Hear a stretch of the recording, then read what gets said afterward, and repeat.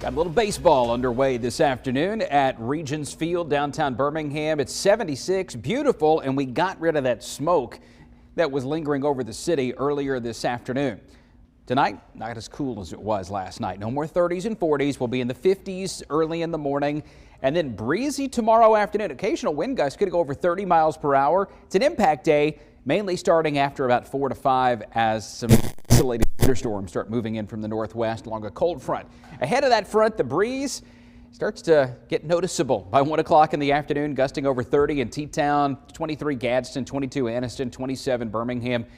Higher gusts up from Coleman into the Tennessee Valley, where we could have some 35-plus mile-per-hour gusts as that front gets a little bit closer to us. Very breezy farther to the northwest up into Tennessee and Missouri. I don't think we have major problems with severe weather. This is not one that I have any worry about whatsoever. But a few storms could be disruptive to afternoon events. You just saw the baseball at Regions Field.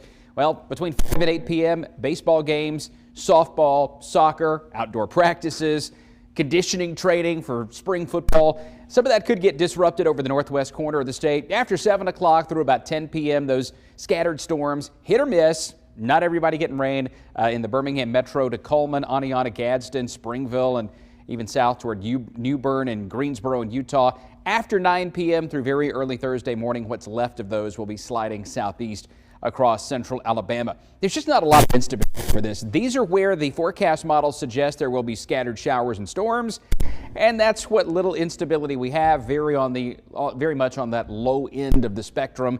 So as they move farther to the east, yeah, there might be some lightning. There could be a little bit of small hail in a few of these, but I just don't anticipate it being a major issue whatsoever. And by 2 a.m., it is all but finished. Tomorrow, impact day. Thursday is also an impact day because I think temperatures are going to be cold all day.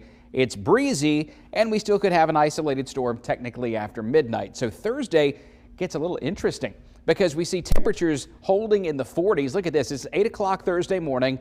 It's 41 Coleman, 46 Birmingham, 46 Centerville. Not all that bad, but then the clouds thicken and the temperature just goes nowhere. 10 a.m. it's in the 40s, and then look at those little spots where we might have a few snow flurries showing up here and there. As long as we stick with the clouds, it's going to be like sitting in a cooler all day. We just can't warm up because no solar energy gets in to help warm us up. So 3 o'clock in the afternoon, we're hovering near 50. There may be a few snow flurries or sprinkles up in the northeast corner of the state. Then as we clear and the snow flurries start to move out, which, by the way, will have no impact, a freeze is likely early Friday morning. Friday's high about 64. Over the weekend, we warm up quickly, and our next decent chance of measurable rain area-wide is going to come in late Sunday night, Monday, but that also not any real risk of severe weather.